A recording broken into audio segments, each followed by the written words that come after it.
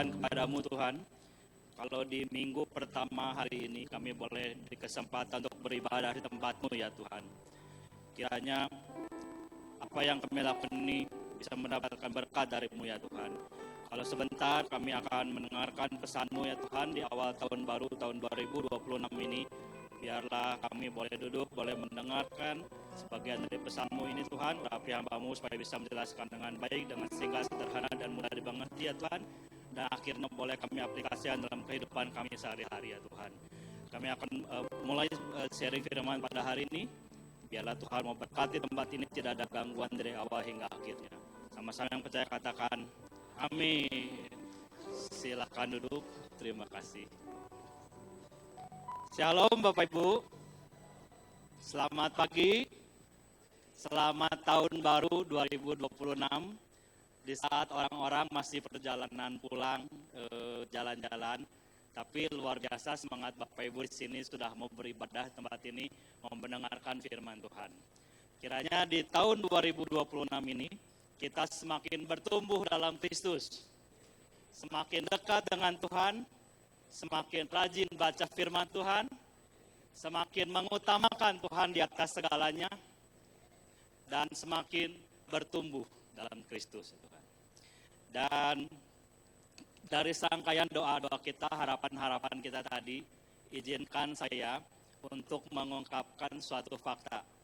Kita tadinya mau bertumbuh dalam Kristus, mau lebih dekat, mau lebih rajin baca firman Tuhan, tapi ada suatu penelitian di barna.com. Jadi barna.com ini adalah suatu asosiasi yang melakukan riset di bidang kekristenan. Bunyinya begini, lebih dari 60% orang Kristen hari ini aktif secara rohani, tetapi kehilangan kejelasan panggilan hidupnya. Jadi artinya, orang ini kerja tetap kerja, ke gereja tetap ke gereja, pelayanan tetap pelayanan, rajin komsel, rajin kul, rajin segalanya, tetapi di dalam hatinya dia bertanya-tanya, Tuhan tuh mau ngapain sama saya? Saya begini-begini kerja keras ke gereja, pelayanan, melakukan misi dan lain-lain. Tapi sebetulnya Tuhan tuh mau ngapain sama saya? Saya masih bingung rasanya. Dan setelah saya meneliti riset ini membawa saya ke satu pernyataan. Ini ada seorang yang namanya Peter Drucker. Peter Drucker ini seorang pemikir di kepemimpinan leadership yang luar biasa. Dia bilang begini, tidak ada yang lebih sia-sia daripada melakukan sesuatu dengan sangat baik, tetapi sebenarnya bukan itu yang seharusnya dilakukan. Jadi kita bekerja, kita pelayanan, dan segala macamnya, apa betul itu yang Tuhan mau? Tuhan mau betul Tuhan mau kita bekerja keras dengan baik, Tuhan mau kita melayani dengan luar biasa.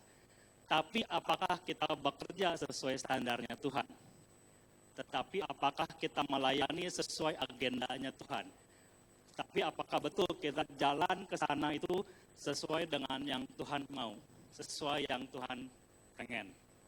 Nah, apakah di sepanjang perjalanan pelayanan kita, pekerjaan kita, sekolah kita mungkin, kuliah kita mungkin, apakah kita sudah jadi saksi-saksi Kristus? Apakah sudah seperti itu Bapak Ibu? Nah, mari kita lihat di Kisah Para Rasul ayatnya. Surat ini ditulis oleh Lukas. Beliau itu seorang dokter, bukan orang Yahudi, tapi sudah bertobat. Nah, ini rekan sepelayanannya Paulus. Surat ini ditujukan untuk Theophilus. Kisah Para Rasul 1 ayat ke-8. Akan tetapi, kamu masing-masing akan menerima kuasa ketika Roh Kudus datang dan tinggal di dalammu. Dengan kuasanya itu, kamu akan menjadi saksi yang memberitakan tentang aku di Yerusalem, seluruh Yudea, Samaria, dan sampai ke semua daerah terpencil di dunia. Nah, ini zamannya Lukas ditulisnya. Tapi kita bisa belajar dari ayat ini bahwa Roh Kudus itu bukan hanya untuk pengalaman pribadi doang, pengalaman rohani pribadi doang, tetapi untuk pengutusan keluar. Gereja yang dipenuhi oleh Roh Kudus adalah gereja yang bergerak keluar, enggak cuma diam di ruangan ini doang, begitu keluar kita nggak ngapa-ngapain di luar. Orang lain jadi nggak tahu tentang firman Tuhan. Jadi kuasa Tuhan selalu berkaitan dengan kesaksian tentang Kristus, bukan tentang kemuliaan diri sendiri. Jadi kita mau belajar di sini bagaimana apa yang kita dapatkan di sini, apa yang kita pelajari di sini, enggak stop di ruangan ini aja, tapi begitu kita keluar ruangan ini, kita menjadi saksi Kristus, kita betul-betul bisa ngajarin orang, kita bisa betul-betul menyebarkan Injil dengan baik. Nah, melalui firman Tuhan dari Kisah Para Rasul ini membawa saya untuk mau membagikan kepada saudara tentang satu orang yang luar biasa kepemimpinannya di Alkitab. Mungkin ini hampir jarang, bukan tidak pernah, tapi hampir jarang untuk dibawakan di gereja setiap minggu. Kita akan belajar dari Ezra. Ezra itu seorang pemimpin yang luar biasa yang membawa bangsa Israel kembali ke Yerusalem. Nah, seperti apa? Nah, kalau kita lihat buku-buku motivasi, buku-buku leadership, kayaknya si kitab Ezra ini menjadi salah satu buku motivasi dan leadership yang sampai saat ini menjadi yang terbaik dan paling relevan di antara buku-buku motivasional yang dikarang oleh orang-orang sejauh ini. Kenapa? Ezra itu disebut seorang pemimpin yang baik. Kenapa seorang Ezra ini pemimpin yang luar biasa? Kata kunci kepemimpinannya, ini urutannya jelas. Kita lihat di Ezra 7 ayat yang ke-10. Ezra telah mencurahkan segala perhatiannya kepada penyelidikan hukum Tuhan untuk melakukannya, serta mengajarkan segala ketentuan dan peraturannya kepada bangsa Israel. Jadi kata kuncinya di sini adalah Ezra itu belajar firman Tuhan. Di sini yang ditebal itu penyelidikan hukum Tuhan. Yang kedua, Ezra juga selain belajar karena dia imam dan ahli Taurat, dia melakukan firman itu. Setelah belajar, setelah bisa melakukannya untuk diri sendiri, Ezra juga bisa mengajarkannya kepada orang lain, kepada orang Israel. Jadi kita lihat kata kuncinya, belajar, melakukan, dan mengajarkan untuk orang lain. Gimana sih kisah Ezra ini? Kita harus mundur berapa ribu tahun ke belakang untuk belajar tentang Ezra, tentang pembuangan bangsa Israel di Babel. Jadi bangsa Israel itu dibuang di Babel selama 70 tahun dalam pembuangan.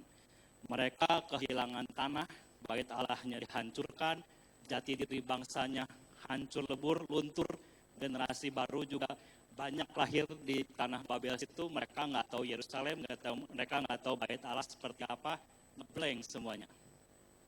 Tapi Tuhan itu betul-betul setia. Kita lihat slide selanjutnya. Nah, tahun 586 sebelum Masehi, bait Allah yang pertama dihancurkan.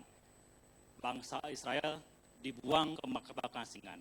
Dibuang ke pengasingannya sebanyak 3 kloter. Kloter pertama sekian puluh ribu, kloter kedua sekian puluh ribu, kloter ketiga sekian puluh ribu. Dan di tengah-tengah pembuangan ini nanti kita akan belajar. Ada Daniel yang menjadi pemimpin bangsa Israel di pembuangan. Dan kloter pertama setelah 70 tahun bangsa Israel boleh pulang ke Yerusalem. Yang mengizinkan itu Raja Kores.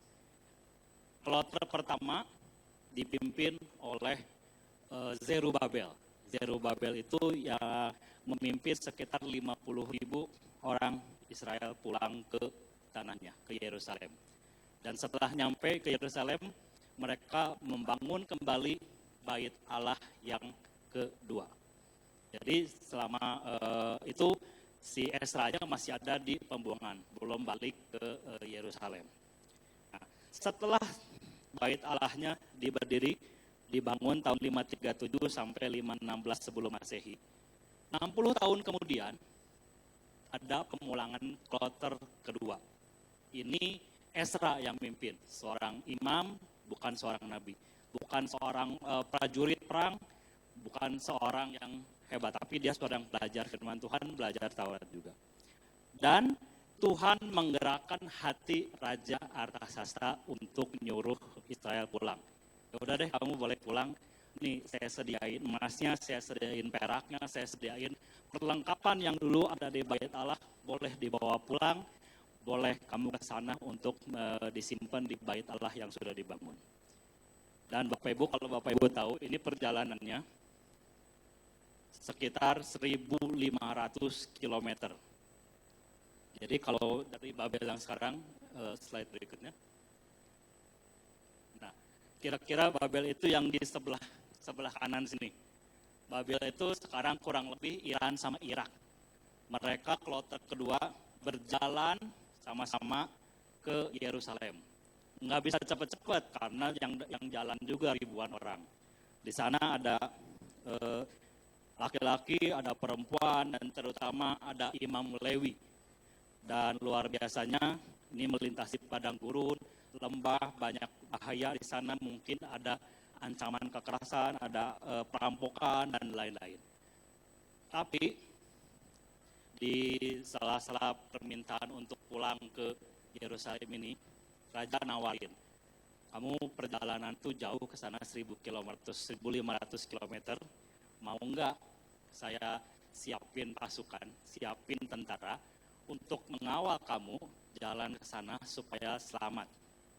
Tapi hebatnya itu, Esra mengambil suatu keputusan yang luar biasa, suatu keputusan yang besar. Esra nggak minta pengawalan tentara Persia, yang bilangnya di Esra 8 ayat 22 sampai 23. Karena aku malu meminta tentara dan orang-orang berkuda kepada raja untuk mengawal kami terhadap musuh di jalan. Sebab kami telah berkata kepada raja demikian. Tangan Allah kami melindungi semua orang yang mencari dia demi keselamatan mereka, tetapi kuasa murkanya menimpa semua orang yang meninggalkan dia. Ayat 23, jadi berpuasalah kami dan memohonkan hal itu kepada Allah, dan Allah mengabulkan permohonan kami.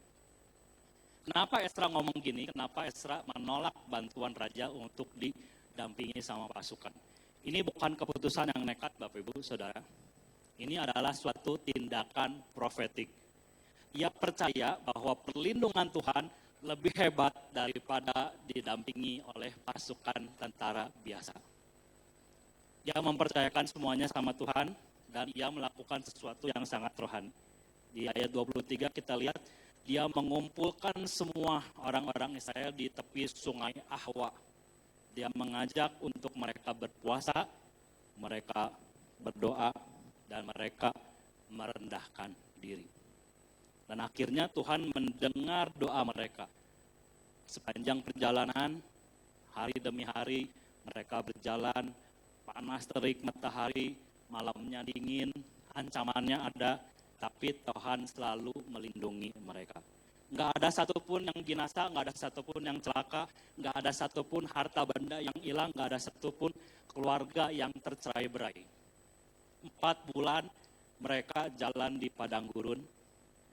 Akhirnya mereka sampai juga ke Yerusalem.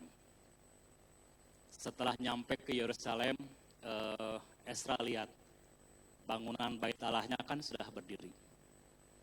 Tapi Esra tetap bersedih, bukan karena dia capek, bukan karena dia bingung atau apa. Tapi Esra tuh menyadari satu hal yang penting. Mereka telah kembali ke tanah perjanjian, tapi sebetulnya mereka belum sepenuhnya pulang kepada Tuhan. Kenapa? Bait Allahnya sudah ada, tapi mereka menangis. Mereka bertobat karena hatinya yang belum pulih sama Tuhan.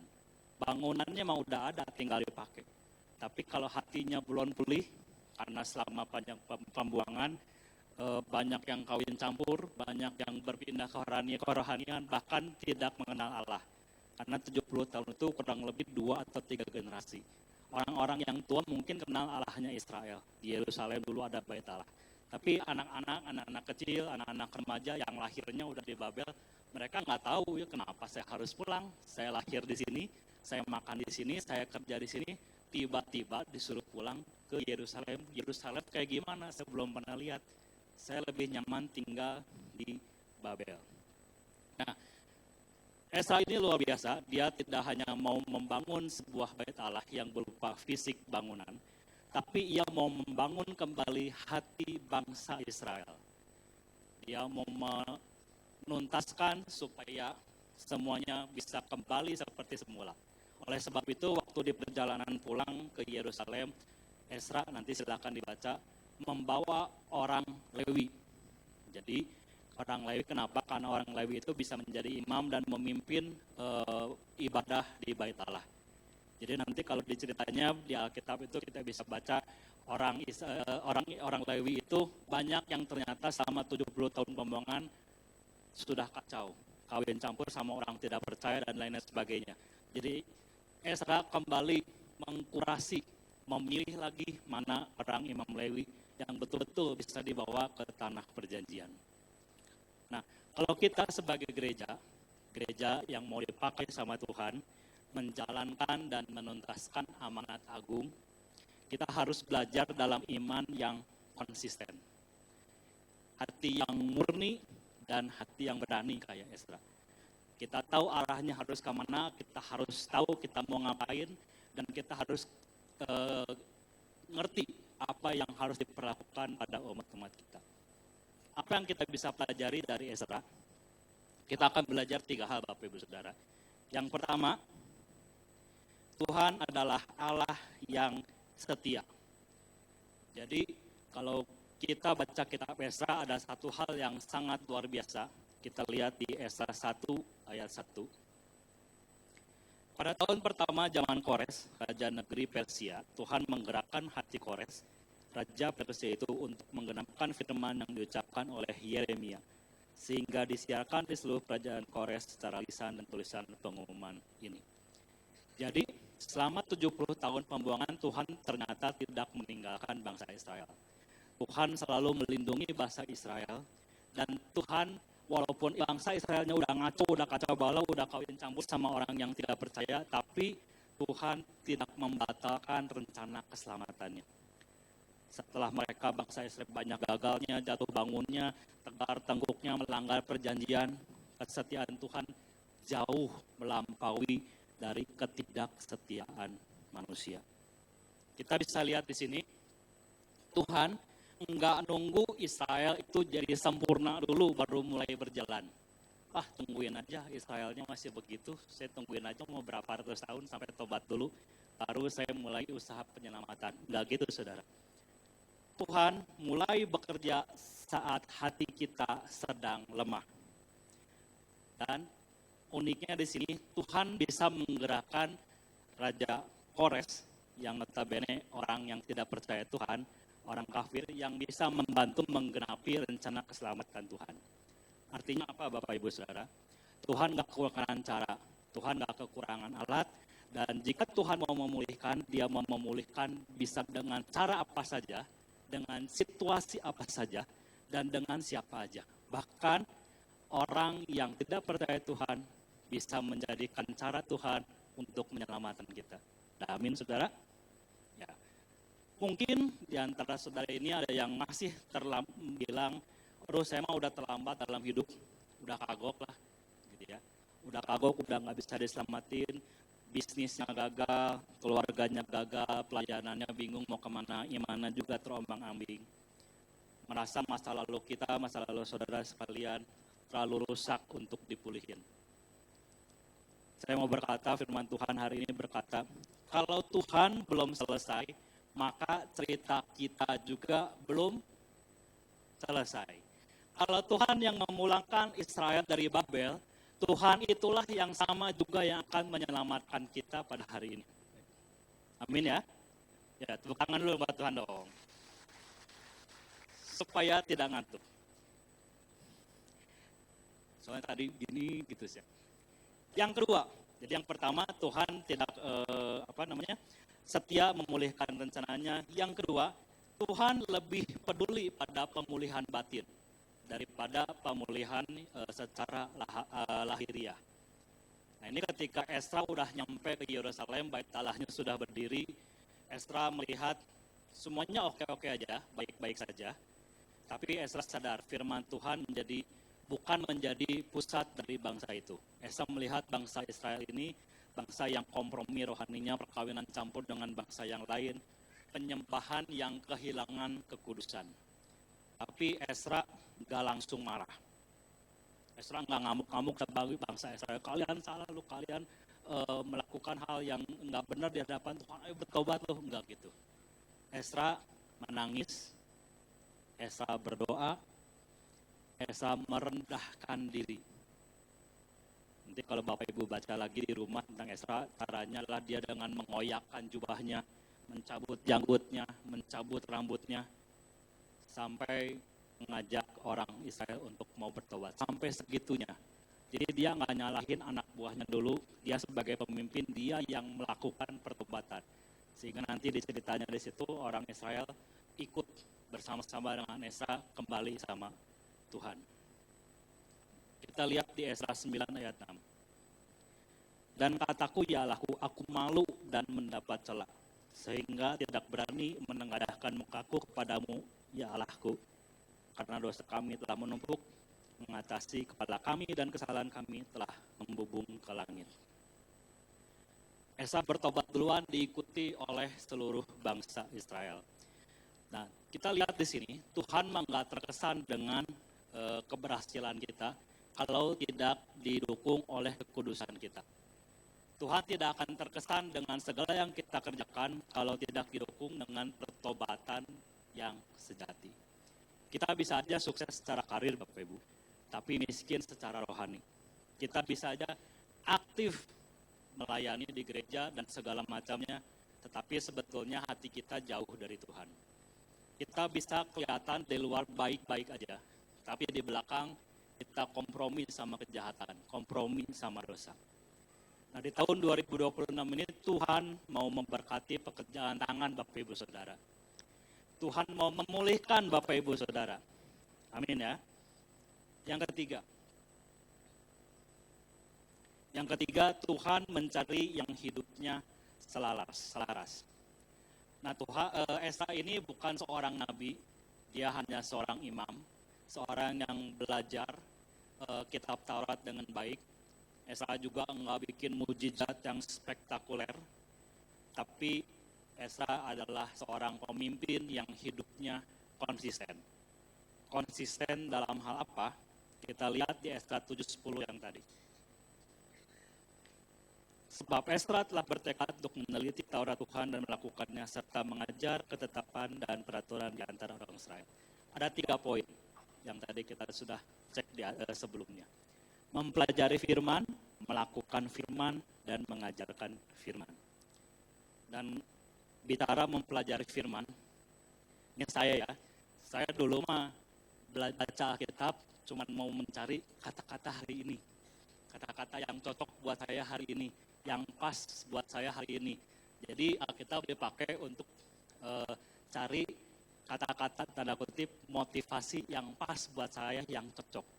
Tapi sekitar COVID tahun 2020, hal ini merubah diri saya. Jadi saya mulai belajar Alkitabnya, belajar yang benar. Baca kitabnya, baca yang benar. Ada komunitasnya, enggak cuma belajar asal ngerti, manggut-manggut, tapi enggak tahu artinya apa. Kita belajar, kita diskusi, kita ada pertemuannya juga melalui Zoom. Dan ternyata kalau dilakukan dengan konsisten, baca Alkitab, belajar Alkitab, hasilnya luar biasa Bapak Ibu. Dan saya berkonsisten juga untuk nggak baca Alkitabnya pakai HP, karena akan banyak gangguannya. Jadi saya berkomitmen untuk baca Alkitab ini versi cetaknya. Jadi kalau Bapak Ibu kita lagi baca di HP gitu ya, baca Alkitab, tiba-tiba ada WA, ting tong, mau lunch di mana guys? Nah, baca Alkitabnya terdistraksi.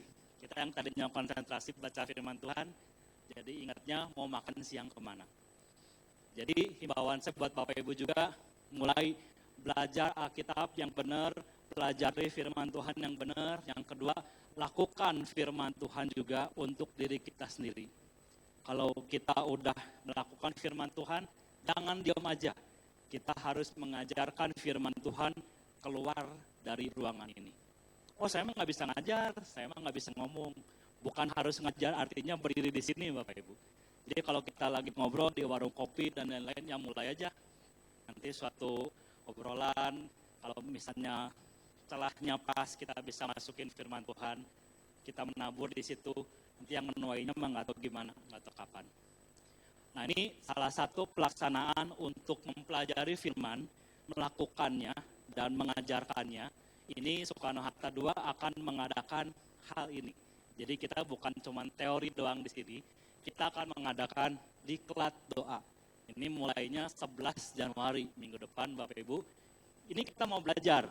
Nanti setelah belajar selama 8 kali pertemuan, 7 kali, nanti 1 kali ada ujiannya gampang. Jadi bukan seperti ujian masuk perguruan tinggi. Ya. Kita mau belajar, kita di situ mau belajar melakukan untuk diri sendiri, dan akhirnya setelah selesai diklat doa ini, kita mau ngajarin juga ke orang. Menarik, 8 kali pertemuan, kalau ada yang belum daftar, silakan nanti pulang dari sini, silakan daftar. Hari Minggu, kalau kita bubar sekitar jam 11, ini akan mulai sekitar 11.30. Kurang lebih maksimal 1 jam. Ya. Jemaat yang dikasih Tuhan, sampai sini Esra disampaikan dengan kita hari ini. Kita menyongsong tahun 2026 dengan tahun amanat agung. Tema yang disampaikan oleh Gembala Sidang kita Bapak Insinyur Niko di Matius 28 ayat 18 sampai 20. Yesus mendekati mereka dan berkata, "Kepadaku telah diberikan segala kuasa di sorga dan di bumi. Karena itu pergilah, jadikanlah semua bangsa muridku dan baptislah mereka dalam nama Bapa dan Anak dan Roh Kudus. Dan ajarlah mereka melakukan segala sesuatu yang telah kuperintahkan kepadamu. Dan ketahuilah, aku menyertai kamu senantiasa sampai kepada akhir zaman." Kita lihat di ayatnya, sebelum Yesus berkata pergi di ayat 19, Yesus menegaskan satu hal dulu. Kepadaku telah diberikan segala kuasa di sorga dan di bumi. Artinya, kita tidak akan bergerak dengan kekuatan sendiri. Tuhan akan membuat kita berjalan, Tuhan akan membuat kita bergerak dengan otoritas Kristus yang luar biasa. Dan untuk menerima otoritas Tuhan, kita harus belajar kayak Esra tadi, belajar firman Tuhan, melakukan firman Tuhan, dan mengajarkannya untuk orang lain. Boleh teman-teman, tim musik, silakan.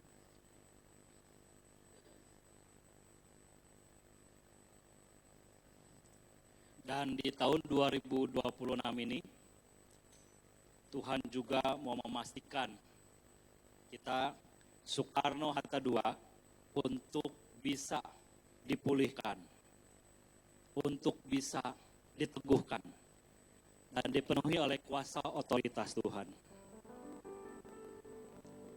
Bapak Ibu, mari kita tundukkan kepala, buka hati kita di hadapan Tuhan. Nanti Kang Yoga boleh ikutin kata-kata saya. Tuhan Yesus, kami bersyukur untuk penyertaan-Mu sampai hari ini. Terima kasih untuk kisah Esra yang mengingatkan kami bahwa Engkau adalah Allah yang setia, Allah yang memulihkan, Allah yang memanggil kami kembali kepada tujuan. Seperti Esra yang dipanggil untuk membangun kembali umat-Mu.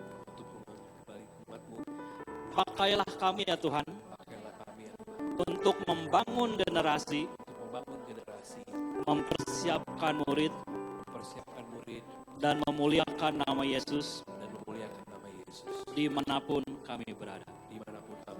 Kami berdoa Tuhan, tahun 2026 adalah tahun amanat agung, tahun di mana Soekarno-Hatta II tidak hanya berkumpul, tapi diutus. Tahun di mana Soekarno-Hatta II berjalan dalam otoritas Tuhan, dalam karakter Tuhan dan kuasa Roh Kudus.